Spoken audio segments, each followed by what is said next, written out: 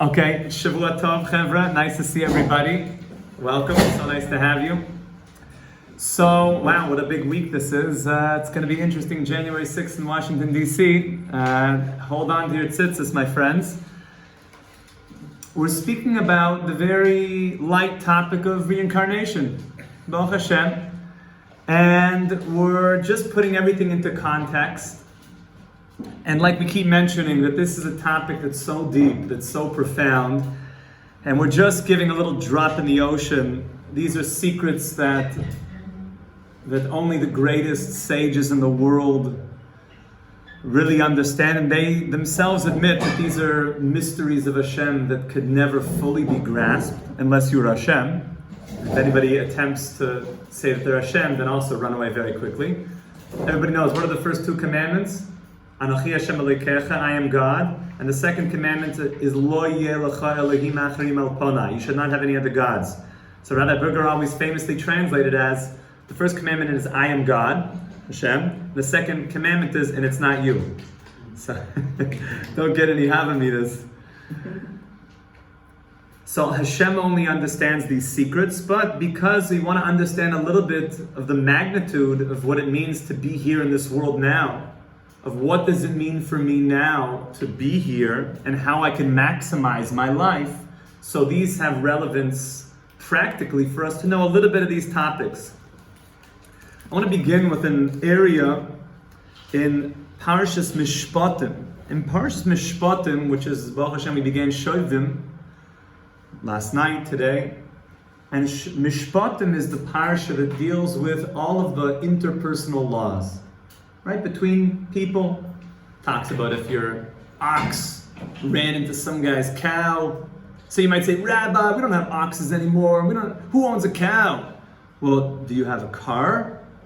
And did your car hit somebody else's car? Who's got to pay for it? Shalom Shmuel, welcome. Who's going to pay for that? You have interpersonal feuding. Your neighbor has a leak in the roof and it's causing water damage coming down on your wall. Who's paying for that? You splitting it? Someone built something onto your property, or it was questionable property. So many things that deal with interpersonal damage court. I remember growing up, there was somebody called Judge Judy. That was like the thing. Judge Judy dealing with all the interpersonal, he did that and she did that thing and cost me my money, and she would judge. Well, Baal Hashem, we have the Torah, which gives us all the details we need for judging cases. Now, I'm reading you now from the Zohar, the first line of Parshas Mishpatim, which, in contrast, the parsha before Mishpatim is which parsha, everybody? What's the parsha before Mishpatim in the Torah? Chevra, come on. Yisroi, thank you. And Yisroi, of course, is the parsha that we received the Torah. If you look at Parshas Yisroi, it's like exciting fire, the skies light up, it's the smoke on the mountain, and we were seeing the sounds, and we heard the images, and unbelievable. It's the most amazing scene. You could make the best Hollywood productions just on Parshas Yisroi. Oh, you've got an expert. So, the best. And then all of a sudden you come from Yisroi down to Mishpatim, and Mishpatim is like interpersonal stuff. If somebody, took a penny from you, can you take him to court for a penny? Is that called stealing? Is it not called stealing? The principle, if somebody steals something, if he gives it back, does he have to pay more? Very seemingly mundane things. The Zohar begins Parshas Mishpatim with the following idea. Ve'ela Mishpatim asher tosim lifneim. And then the Zohar says, Ilen inen sidurin de Gilgula. This is the parsha all about reincarnation of souls. My Shemitah Eitzel Har Sinai. What's the connection of Mishpatim and this concept of reincarnation? Or transmigration, like they translate it as. What's the connection? So, let me tell you a story. They came to the Baal Shem Tov, the Maggid, the Baal Shem Tov, the great leader of the Hasidic movement, the Baal Shem Rebbe, Rabbi Yisrael Baal Shem Tov. They came to the Baal Shem and they said, I saw this Zoyar. It says that in the beginning, that Mishpatim is all about reincarnation. So the Baal Shem Tov, oftentimes what he would do is he would send the student to a certain location and they would be able to figure it out. So he said, I want you to go to this place by a river over there and go hang out there for a little bit. Okay, the Baal Shem Tov said, so he went. So he was hiding behind the trees there, and all of a sudden, what did he see? Lo and behold, a man came to the tree. He was a decorated person. He came and he sat down, and he went to rest a little bit. He was obviously a princely-looking person with horses, and he rested under the tree and drank some water from the brook and ate a little bit, and then he got up and went on his way. Okay. The Maggid noticed that it looks like he left something by the tree. It turned out that it was a pouch of money. I don't know if it was Bitcoin, because then it'd be worth a lot of money nowadays. But anyways, it was money under the tree. Okay. Shortly thereafter, another person came to the tree and saw that there was a bag of money there. He looked left, he looked right. What did he do? Scooped the money. Without anybody noticing, he rode away. Okay, so far, first person, the royal prince. The second person just saw the money and ran. And now, lo and behold, a third person comes to the tree. The third person was a bit of a, like they say, maybe a hobo, a homeless person. Shem Yirachem. He had a little stick with the bag and the red bag with white polka dots. And there was, he sat down under the tree, and he went to eat his pita bread, relax. He's had a long day, just listen to the sound of the river, and just to relax. Now, what happens in the meantime? Who comes back to the location of the tree? The first person, the prince. Now, what's he thinking about at this point? Where's my money? I know that I had it when I came to the tree. I don't have it now. I left it under the tree. And give me my money. You're the one that I see. What did he do? I don't want to tell you, but he started to hurt this person. He said, "Give me back my money," and he started to abuse him. And meanwhile, remember, the Maggid is watching all this. Like, oh my goodness, the Baal Shem Tov told me to come here, and this amazing story is happening before my very eyes. He freaks out. He beats that person. He says, "I don't have the money. I don't even know what you're talking about." And he rides away, not to get the money, and just to leave this poor man, very, very badly injured. The Maggid wanted to help. The person ran away. What just happened? He runs back to the Baal Shem Tov, to the Beis Medrash. The Baal Shem Tov is learning Torah. He says, Rebbe, what? So the Baal Shem Tov said, let me explain what happened. Of course, he didn't even have to tell him. He knew Baruch Chodshai, what was happening. He said, I want you to know that this story that you saw, now of course, what would you have said? It's so unfair, right? It doesn't make any sense. Why should it have been the third guy didn't do anything to the first person? It was the second guy. He said, let me explain something to you called reincarnation. You should know in the first lifetime, the prince and the second person had a court case. And the prince, who was wealthy in this lifetime, took money that was not rightfully his from guy number two. And guy number two took him, they were in court together, and the prince took that money not in a fair way, and it was really owed back to guy number two. He took it from him. It was not, the judge did not look sufficiently into the case and sort of let it slide too easily without being responsible as a judge, and let the whole thing slide. So they came back into this lifetime, and guy number one knew that he was getting money that wasn't really his. He comes back into this lifetime, loses that money to guy number two because he really owed it to him from a previous lifetime. So the question is, who was guy number three? He was the judge. He was the judge in the past lifetime and was not careful to adjudicate and judge the case properly. A judge is held to a very high responsibility. he was very lax with his responsibilities as a judge, and he was punished in the next lifetime. The Baal Shem Tov said this is what it means in the beginning of Parashas Mishpatim, which is dealing with all the interpersonal things, all the court case things. This exactly here is the parsha, is the topic of reincarnation, because you think that you're going to go to a court, and you think that Hashem, who says that I'm just, right? Hashem is just. Everything that Hashem does is just. He's called Mishpat Sadiq, a just, righteous judge. And you're going to say, but I saw that court case and there was a judge that was a little bit off, and I saw that I went to Beis Din and it didn't come out honest. You think it didn't come out honest. Don't worry. Once you add the dimension of reincarnation, everything will come around. Everything will have its completion. It might not be in this lifetime, it might be in the next lifetime. And what you thought in this lifetime was not fair, it might be because it was from a previous lifetime. You have to start adding the lenses of reincarnation into your life, and you'll see that everything is just. Everything that Hashem does is just. And you start adding that dimension into your life. Hashem is just. When you hold on to the Torah, you hold on to it, you will see everything is just. This opens up the entire Parsha Mishpatim, and in the Zohar, every page here is talking about reincarnation. It's packed. We're only going to do a little bit of it. I want to just zoom out, and there's three main reasons that are brought why a person has to undergo a reincarnation. By the way, it's not a great thing to be reincarnated. We said that it equals chesed. Gilgul, which is reincarnation, is the greatest kindness, yes, that you can fix, but it's a bit challenging. It would have been better if we could fix things up in heaven and not have to come back down.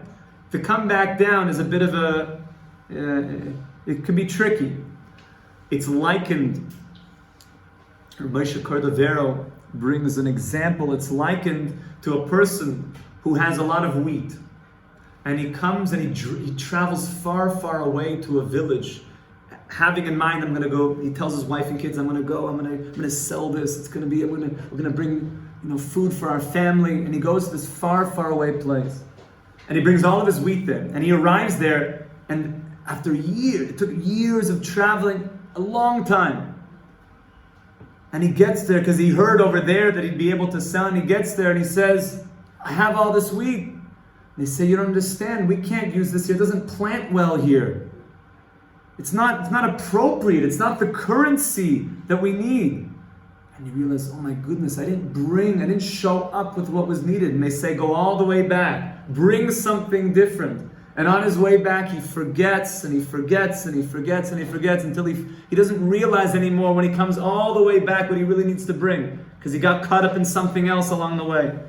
The Ramak says this is what's going on for the soul. The soul is sent down to this world, and it says, gather good currency. The currency is Torah and mitzvahs. Even though, like I said, Bitcoin's hot right now, you might want to get some of that as well. However, the currency up in heaven is Torah and mitzvahs, my friends. But we come down here and we get very distracted with other stuff. So what do? I used to always joke around, there's a guy, nobody plays this anymore, but it used to be a game called Fortnite. And there was a guy named Ninja, they say he was like the Rebbe. He mamish knew what he was doing. And he was, they'd fill stadiums, this guy, and get, it was gewaldig. The only problem is, Ninja has no currency up in heaven. What do you get? I'm the best Fortnite player in the world. Okay, you can't plant that stuff up here. I'm sorry, my friend. It's very nice. They tell me that he gave some tzedakah. That's going to be good, as long as you give it to good causes, not to bad causes. If you give it to good causes, it's going to be good for you, my friend. But you have to come with the right currency. So what happens? We come down here. It's easy to get distracted. We come back up, and Hashem says, you need currency. There's certain things that you need to plant in the Garden of Eden up here. It would be better if we could just clean it up there, but Hashem says, I need to send you back. And we hope that we don't forget. But the whole mission is coming back down to this world. Don't forget, my friends. I'm telling you now, remember these words for the rest of your life. The currency in heaven is Torah and mitzvahs. The currency, what you can plant up there for all eternity is Torah and mitzvahs. It's not being the best Fortnite player in the world, I promise you. That might be cool. It might be a good thing to do to just rest and relax for a little bit. But your currency of what you're going to have for all eternity is your Torah and your mitzvahs. And therefore you have to make sure to strategize, how am I going to accrue that to the best of my ability and go upstairs and use that properly. There's three main reasons why we have to come back. Reason number one, we did something, we're going to elaborate on this tomorrow, we did something in a previous life where we can't even fix it up in Gehenna. We have to come back down and we're faced with the same challenge. Generally, this will be something in the loy saseh category, something that Hashem says, don't do this, one of the 365 don't do's of the Torah, like don't steal, for example. So a person has to come back down and he has to fix this thing called not stealing. Now, he will notice, if he is a sensitive individual, at least to some degree, that there are certain things that he struggles with more than other things. I know guys, they cannot wake up in the morning. They have a problem waking up. I know other people, they could pop up out of bed like there's no problem. I used to live with a guy, 4:30 in the morning, didn't matter what time he went to bed, bing, popped up in the morning. I happened to struggle with that. I had to work a lot to make sure the chakras is chakras, nothing to talk about. And by the way, when you're a married guy, and if your wife sees you sleeping in, that is not good. I'm telling you that much. That's like, who's this bum? Excuse my French. He's sleeping in. You gotta be up making moves in life. Okay, that's just a side point, is you gotta wake up early. Okay, the early bird gets the worm like this. You gotta be up early. This is not even a Torah thing, it's just a life thing. Be up early, you feel productive, you wake up late, you just, but it's not easy for everybody. I personally struggled a lot with this. As a teen, I was like one of the teens that, I'd get up, I had my room used to be in the basement of my parents' house, a little bit, one with no windows. I'd look up, I get to the 3:45 p.m. Okay, early start of the day. That's kind of, it's not healthy. Okay, but everyone has their things. There's other people who struggle with stealing. And they always have this thing that like stealing is, whether it was from their mother's purse or whether it was something that they seem to be okay with taking things, or maybe in bigger levels. If a person or some people get angry, other people are very mild by nature. If there's certain things that are don't do's of the Torah that a guy really struggles with, it might be that you're back in this world to fix that thing. Most likely you are. And you have to sensitize yourself. If this is a guy that gets angry and he's got a short fuse, it could very likely be that in a past life there was some problem with anger, and now you're being sent back to fix that. And Hashem will organize your life in situations that you encounter that same situation. And if it's something very, very difficult, and therefore I'm giving you guys a very practical thing to think about. If there's something which you shouldn't be doing and you realize that you meet this major test with it, remember this moment, remember this shir, that it could be that I'm really here to fix this thing right now. We don't know.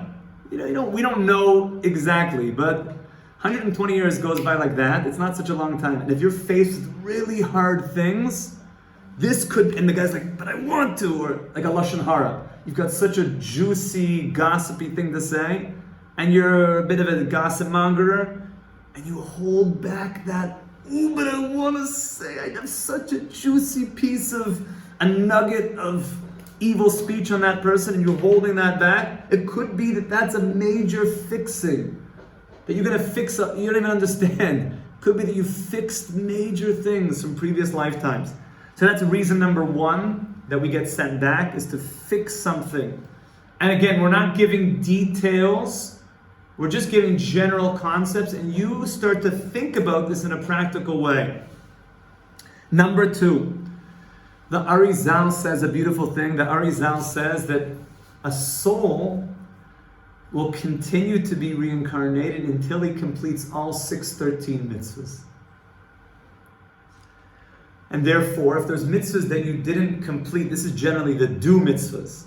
let's say he didn't do his bris properly, or he didn't do tefillin properly, or he didn't put on tzitzis properly, he'll have to come back to finalize that mitzvah.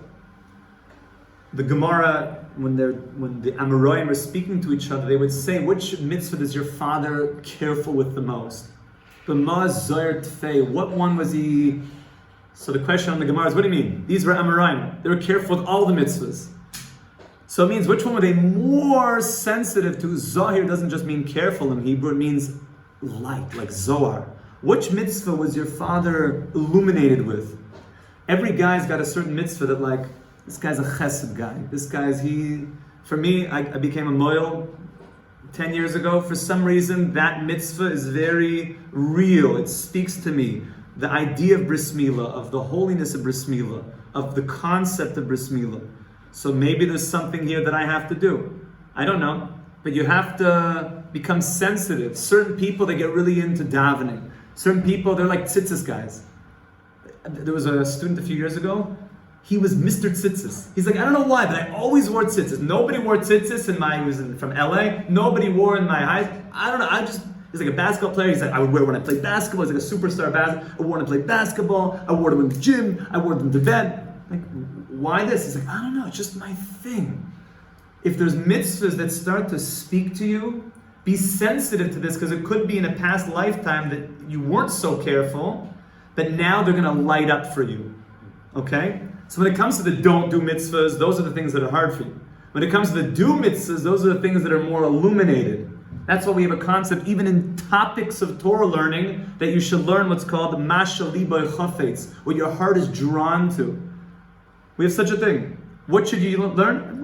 What are you attracted to? You have to learn everything, but there's such a thing as this guy likes, he likes Chumash Rashi. This guy likes Mishnah. This guy likes Gemara. This guy likes learning Orchos Sadiqim. This guy likes Mesilas Yesharim. This guy likes Tanya, Rabbi Nachman, whatever. You have to go towards and follow this light, because there's something there that's for you to fix in this lifetime. Your talents also fit into this, but we're going to have another share on this. The idea of the things of how to sensitize ourselves to what we're here to do. This third major category of why we come back is Sadiqim come back not necessarily for themselves, they've already fixed themselves, but they actually come back to help the generation. There's certain souls that are so fixed that they don't need to do any more fixing, but they come back to help us. To help us and to pull us up and to give us guidance, to lead us in the right direction, and we're so thankful for that. So in review, Gilgulim are not something that's esoteric and far away. Of course, the secrets of it, that is reserved for Hashem. Only He knows the secrets. Rather, when we speak about reincarnation, we're speaking about the practicalness of things for us to be sensitive to in this life. And we said the three main areas why a person comes back is, one, if he has a major struggle with something, there's probably something there that he should be careful with and pay attention to. Number two, we said the Arizal explained you need to fulfill all 613 mitzvahs. That could also explain why a person can come back as a man, as a woman. There's certain mitzvahs for a man, as a woman, as a kohen, as a lev. There's a lot. You could learn parts of those mitzvahs that will help complete that. And if there's mitzvahs that are really speaking to you, that light up in your heart, be sensitive to that, because that might be something for you to do. We said reason number three is many tzaddikim will come back, righteous people, to help other people.